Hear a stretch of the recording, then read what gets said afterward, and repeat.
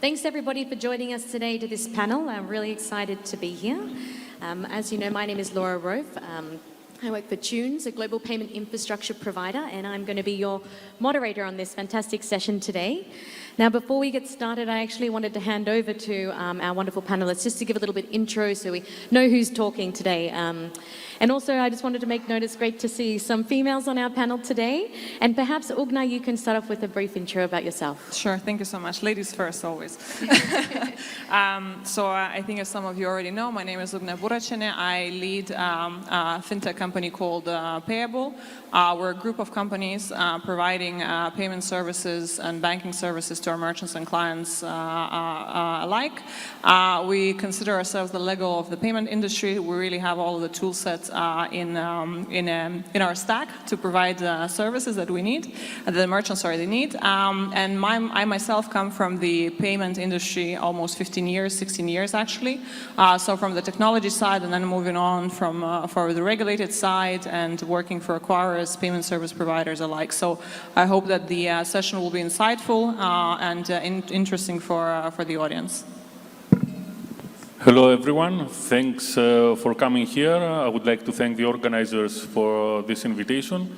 I'm Georgoulas, I'm the chairman of the Association of Electronic Money Payment Institutions, and I'm on the board of 4 fintech companies licensed by the Central Bank of Cyprus and the Cyprus Securities and Exchange Commission, EconBX, TFI Markets, Trade2, which is owned by Jefferies Investment Bank, and Swissquote Capital Markets, which is owned by Swissquote Bank.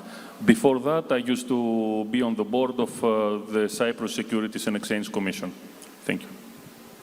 Hello and good morning, everyone. My name is Demetrios Zamboglou.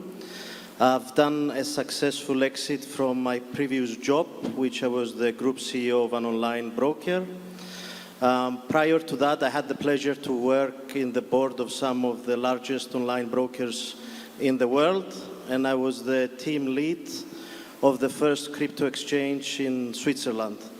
I'm an engineer by training, I'm a business graduate, and I have a PhD in behavioral finance funded by Microsoft and Amazon. Thank you. Hi, I'm Pedro Batista. I'm VP of Payments and Operations at Payhawk. Payhawk is a complete full stack end-to-end spend management platform. And we sell our product mostly to CFOs because of the integration, front end and back end. And looking forward for our discussion. Thank you. Thank you very much. I think we can all agree that we've got a fantastic panelist to talk to us about digital payments today. Now, I wanted to kind of set the scene a little bit before we dive into the first question. And I think something that we can all really resonate with in our day-to-day lives is that change is the new constant. And this very much applies across the fintech space, the digital payment space. You know, has been transformative over the past years, and we've seen it evolve and grow significantly.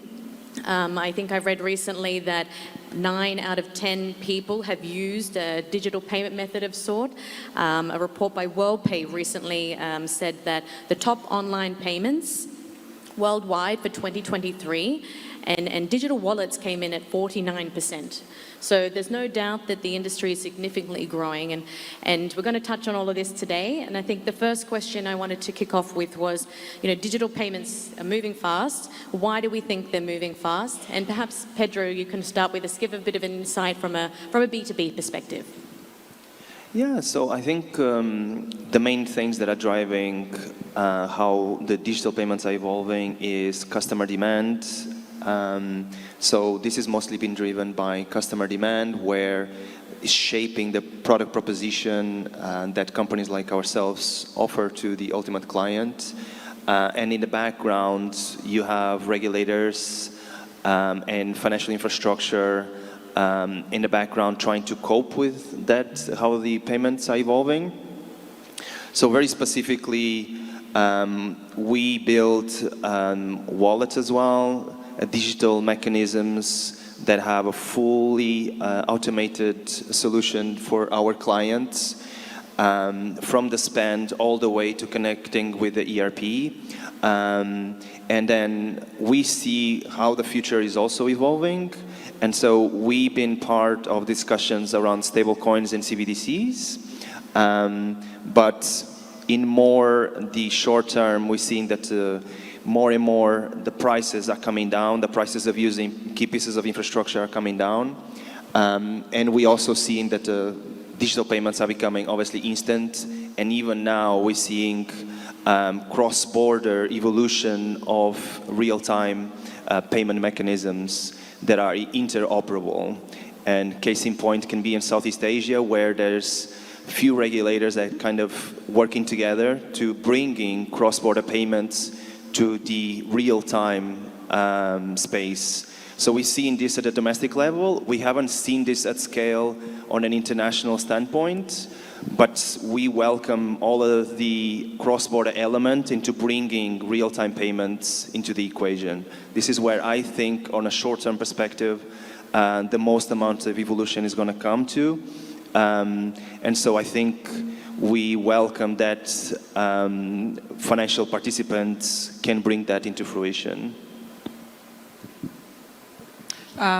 Sorry, I will just jump in. I think there's, just to answer the question, what is really driving the growth in the payments industry? I think first and foremost is the e-commerce growth. I think this is one of the biggest growth factors for payments. And then I would have to agree with Pedro as well. It also comes down to the requirements from the end users and the demand, let's say, intertwined with the technological advances, and this sort of need for payments to be connecting also the physical space and the online space, so sort of the digital side as well. So I think this is probably the most important growth aspects when it comes to the digital payments.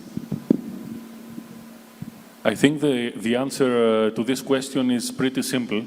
Digital payments are growing faster and faster every year because customers want they want faster, better, and cheaper solutions. So this is something that digital payments offer. After COVID-19, we saw that there was a big, let's say, tech explosion. Nobody could use cash at the time, so everyone got introduced to the online banking and all the new applications. So from that point on, I think that it's not stopping, and digital payments will grow more and more. I will just take a step back and iterate a little bit. It is true, the pandemic has changed everything. I mean, people were forced to use online payment systems. So when this education lesson began, people started understanding what it means to have a good customer experience, as Pedro said, and also the importance of pricing. So this is basically an accelerator for this kind of trend. We can tie this to a previous session. We saw a very specific use case in Africa where there was a company that kind of built from the ground up a key piece of infrastructure. I personally love M-Pesa. I think they were kind of the first fintech player that really transformed how the ecosystem looked in a very key jurisdiction. And I think this has to be nurtured by user demand. What are they doing? I think then we can go into, yes, as Ugnė mentioned, we have e-commerce. Obviously, there's a huge driver to shape how the proposition looks. So I think in between e-commerce and how a user interacts with e-commerce platforms and their own digital footprint will keep on driving what we do as companies to embrace that change and help the customers have better tools to work with. So yeah. Thank you so much. So it sounds to me like, you know, consumer demand and innovation are really playing a part in what's driving digital payments moving quicker. And maybe, John, you can touch on the next question. I know you've got a lot of experience working with the association, I have to read it, President of Association of Cyprus and Electronic Payment Institutions.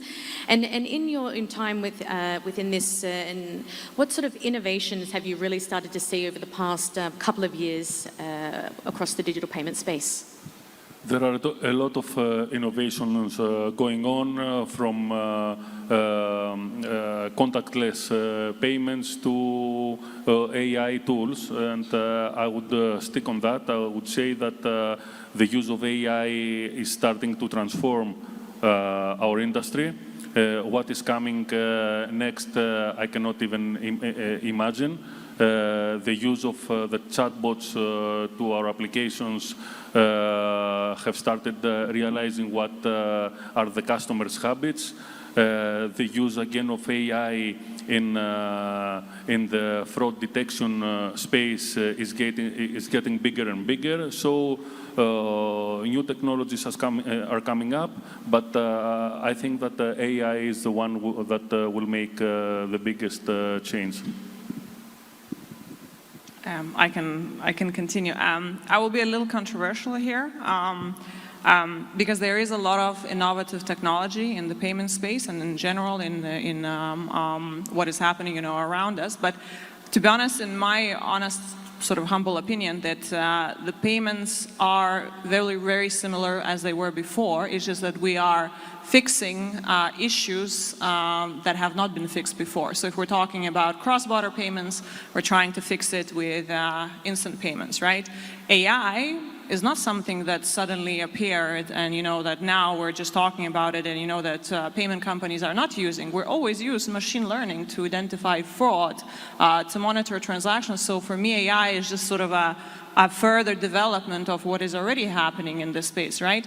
If you talk about embedded finance, sort of yes, innovative, and and there's a lot of fuss, and we had a whole panel discussion about it now. But what is ultimately embedded finance? It's a very old construct. It's just that the way that the technology is being developed and the way that it's used in this payment space, it drives it to be different, and it obviously modernizes it and it improves certain things, right? So if we talk about from the embedded finance side, maybe 20 years ago when there were card programs, to be introduced, it was kind of like a gimmick to just in a way to drive more revenue to certain players. Now it's about this hyper customization for the end users. So embedded finance is used for that, because if you embed a financial service into an otherwise non-financial platform, what you're effectively doing, you're streamlining all of the payment flow, right? So in my view, yes, there is many innovations and a lot of things that we see that are happening around us, but we kind of have to take a step back and to really realize what are we really focusing on. And I think from my side, instant payments is a very big sort of important part that should be done better, and we're focusing on that. And among other technologies, just to kind of interoperably connect them and work better for the existing payment flows. If I can add to that as well, I mean, I also love AI and biometrics.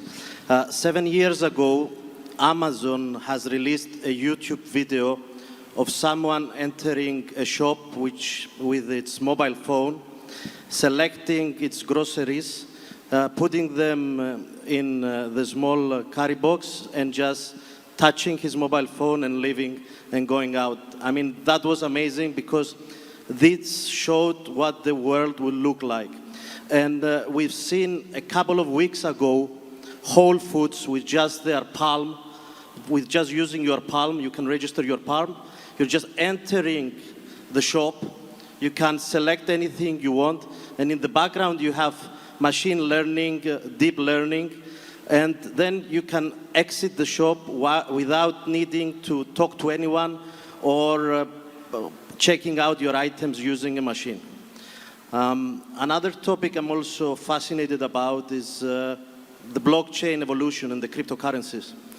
3 days ago, we've seen the city of Lugano making Bitcoin and Tether, a stable coin, one of their preferred methods of paying these public services. So yes, payments are evolving, and so technology is giving this boost for it. Yeah, I agree. I think there's threads coming out of everything that the panelists said here. I think to unpack what we've been saying, we see consumer is shaping the way they act with technology, is shaping some of these innovative solutions. From a business standpoint, I think the focus is more not how they react with e-commerce, but mostly around fully integrate payments becomes a core capability of everything that a company does. So most companies are moving into the digital payment space. You see Mercedes launched an in-car wallet. So we see that all companies at the end of the day will have a payment arm because they understand that their products are interlinked with some form of payments. So I think the embedded part of these digital wallets become integral part of how the payments occur.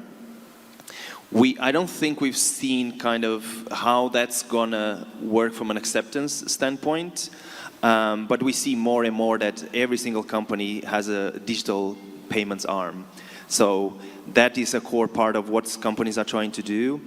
And I think the driver from the company standpoint, going back into how CFOs make decisions on how to embed payments into their ecosystem, is about the full integration end-to-end.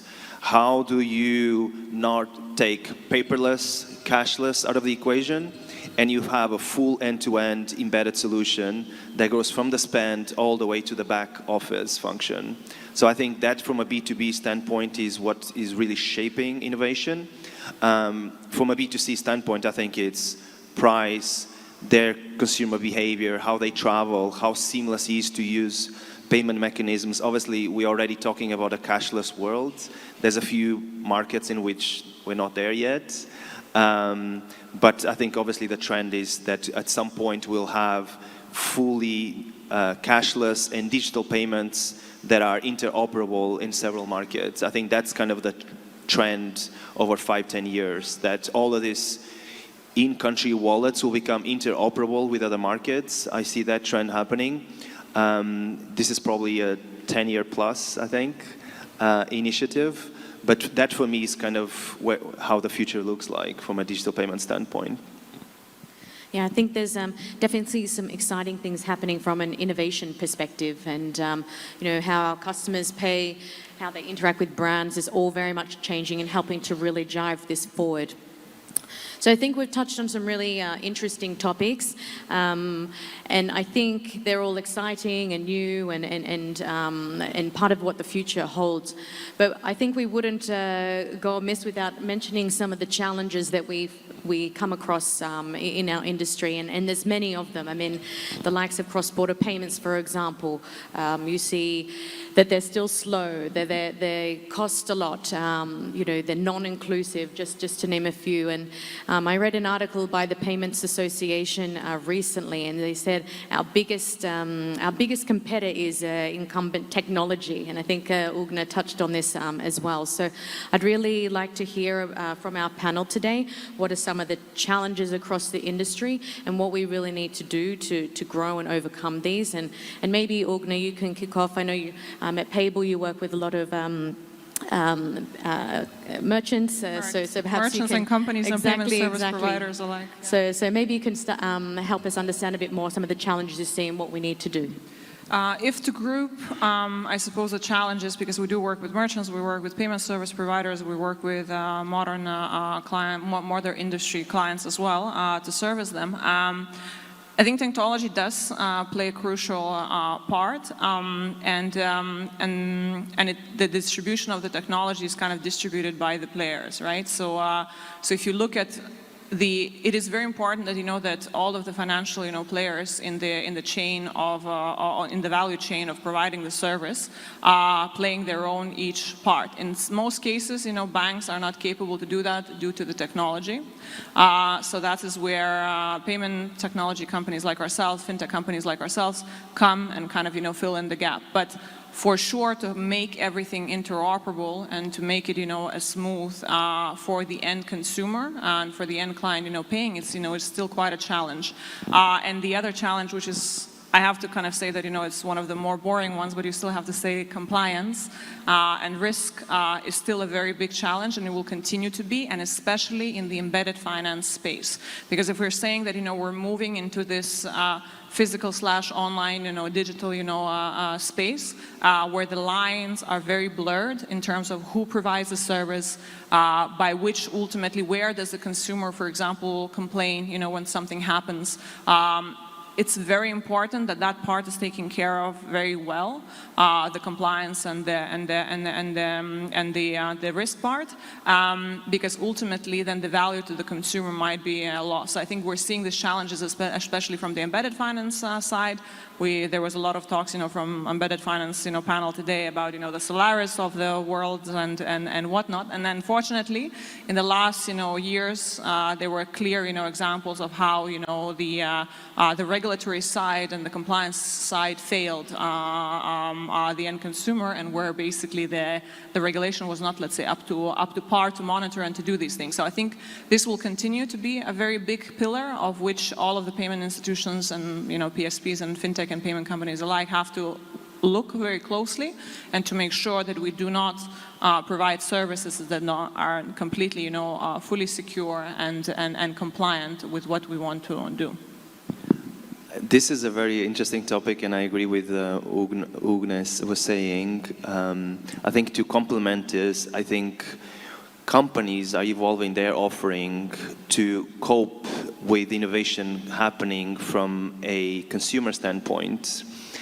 The problem here is that innovation is happening quicker than the financial infrastructure can cope with.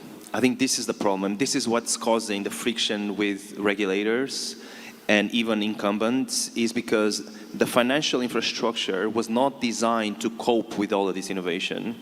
I think now it's a period of transformation where we see how data gets parsed through all of the different intervenients in the sector, in the digital payment space. And I think the problem is that it cannot cope with the data. We had very specific discussions with financial infrastructure players where they're saying, we want to have access to all of this data. I was like, no problem, we can give you that data. Do you have an API that we can plug into and expose this data? Oh no, you have to send us a CSV file every day. So you can imagine that this is not feasible. Again, we are a much younger company, of course, so we are not sitting on old legacy infrastructure.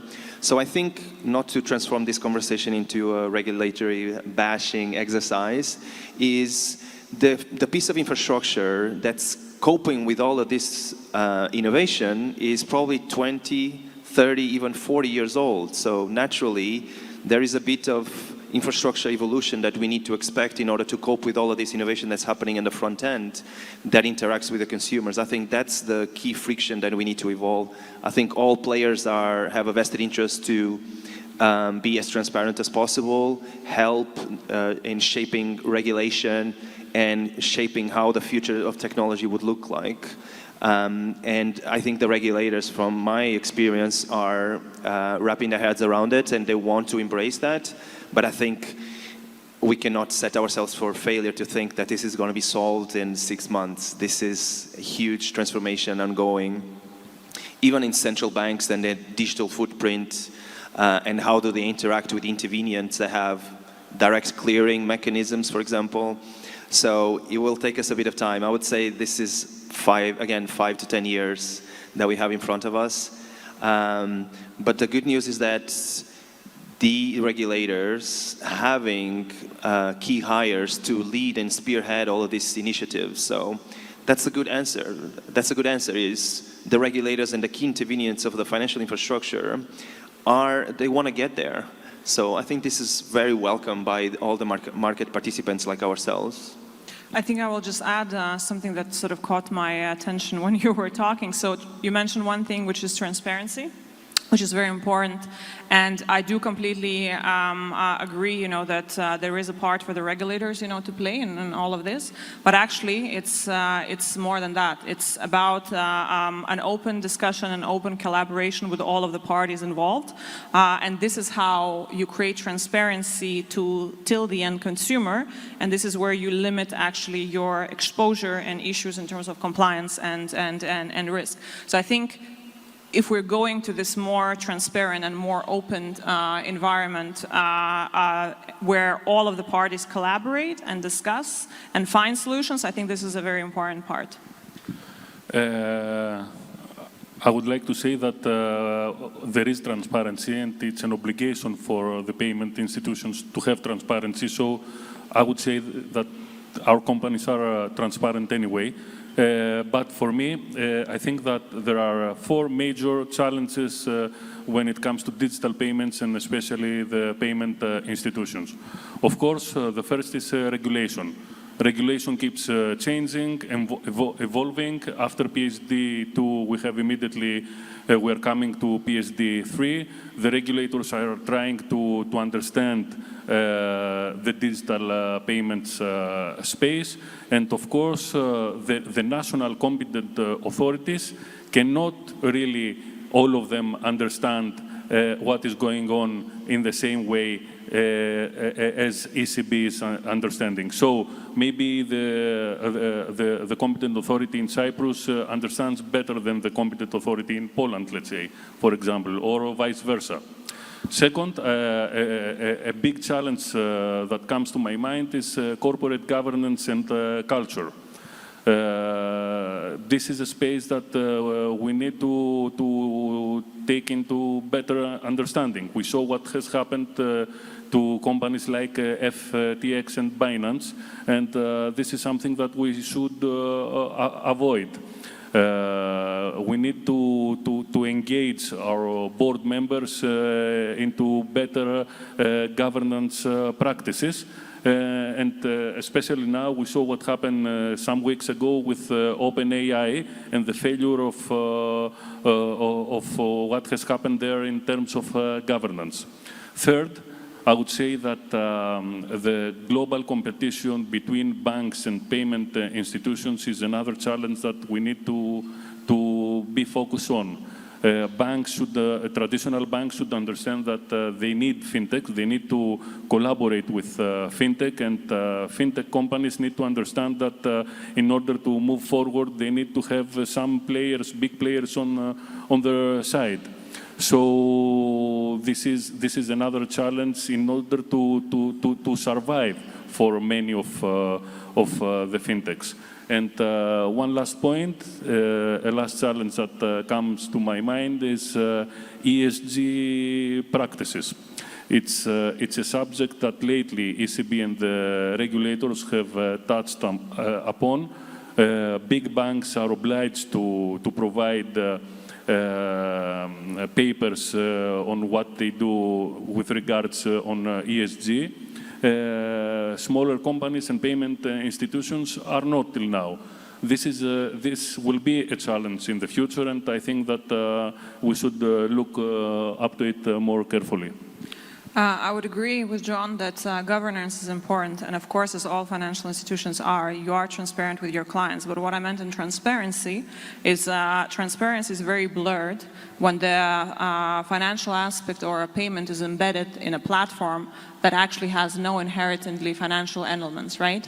So ultimately, if you are shopping online and you see a card being issued, or you're maybe there's a loan offer on your checkout page, right? The transparency lies in for the end of consumer to know who exactly is providing the service and where do they go when some things go wrong. And of course, as the regulators goes and the government goes, it's very important, the regulators and also the advancements in PSD3, everything is moving to the right direction from the regulator perspective. But I will still stick to the point that transparency is not about the fact that you know that you are, as a regulated entity, you are transparent. It's being transparent in the full chain of provision of the payment services. Thanks, Ugnė. Demetrios, did you want to add anything further on that point? Now, the only thing that I want to add is that legacy systems are not stopping innovation. They're just delaying innovation. So if you are a large financial institution or a regulator, you have to go through this hard process called digital transformation. And digital transformation is good in many ways. First of all, you're allowed to expand your business model, do more partnerships, and connect with new technologies. If you do not go in this rigorous process, then it's even hard for you even to update your rules and use new novel technologies, but also to remain competitive. So legacy systems are definitely not something good. So just to complement what John was saying, I think there's nothing like the efficiency of the market. He mentioned Binance, FTX. Between the markets and the regulators, both are very efficient of clearing out the market from rogue players. Or whenever they're having rogue behavior, I think the market and the consumers are very good at being selective on who they want to deal with. So I think between the regulators and consumer choice are very good at clearing out the bad actors. Of course, we will always have them from a short-term perspective, but long-term, you only see the top brands emerging.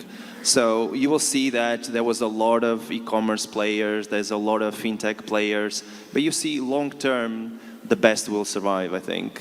So this survival is very important.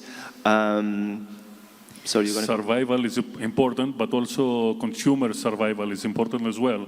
So that means that the regulator is there to be careful what will happen with your money. Yeah, that's exactly what I mean. So between the consumers being more well-informed and the regulators acting, I think long-term we always have the best emerging. So this is what I was addressing. And we see more from an innovation standpoint, we see the regulators, and maybe I'm spoiled because I'm based in London. I think between the FCA and the Bank of England, they are very much embracing of new technology. They actually have initiatives they are involved in to speak and very about consumer-oriented. Very consumer-oriented, and their main focus is better outcomes for consumers. And so we were involved, I personally was involved in discussions around CBDCs, so central bank digital currencies.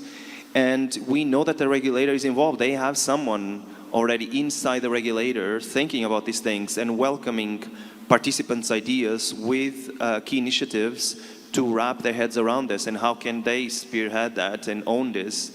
So this is very much welcome. I don't know if this expands to every single jurisdiction or every single continent, but in Europe, I think we have a good status there.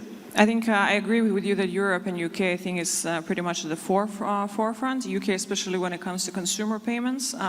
So there's a lot of focus on protection on that side, and actually a very good, let's say, example and a use case to showcase in UK, open banking. So open banking has probably developed and moved most in UK because of the regulator and because of the immediate understanding that the consumer needs to be protected at any cost. And if we talk about, card schemes and we talk about car payments, this is an inherently safe payment option for end users. So I completely agree on that side. Digital Euro is already here. We have entered just now, last month, on a trial period. ECB has announced it. So for the next 2 years, Digital Euro will be on a trial through companies and organizations to understand how it's working, and this is the timing of the set of the rules for the European Central Bank. And from my knowledge, within the next 4 to 5 years, Digital Euro will be out in the market. Thank you. I'm hoping a little bit earlier than 5 years, maybe 2. Now we've got just a couple of minutes left, and I just wanted to do one last short question from the panel on where we see the future going. So a short sentence from each of you on which direction, where we see the future of digital payments. Ugnė. So I will say the future is for ultimate improvements, repurposing things that already exist, doing them much better, and collaborating better in the space. Thank you. John? The future is connected with digital euro and digital dollar. And I think that there will be a transformation from fintechs to becoming banks, or the opposite, banks to become fintechs. Demetrios? I also believe that the future is digital, but I will take it a step even further.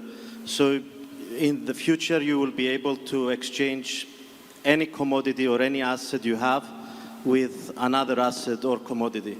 So let's say you hold gold, your friend holds Bitcoins, then you can exchange from your wallet to his wallet your assets. For me, more kind of a direction of travel. I think the future is more and more cross-border and more instant. I think those are the two things that will keep on driving international commerce. And obviously we know that there's huge migratory flows of individuals like ourselves that are constantly traveling. So I think this will continue to be the driver, is instant and cross-border, interoperable. Hopefully cross-border and instant in the same sentence. Fantastic. And on that note, join me in a round of applause. Thank you very much to our panel today. I hope you've Thank you so much. all learned something new. Thank you.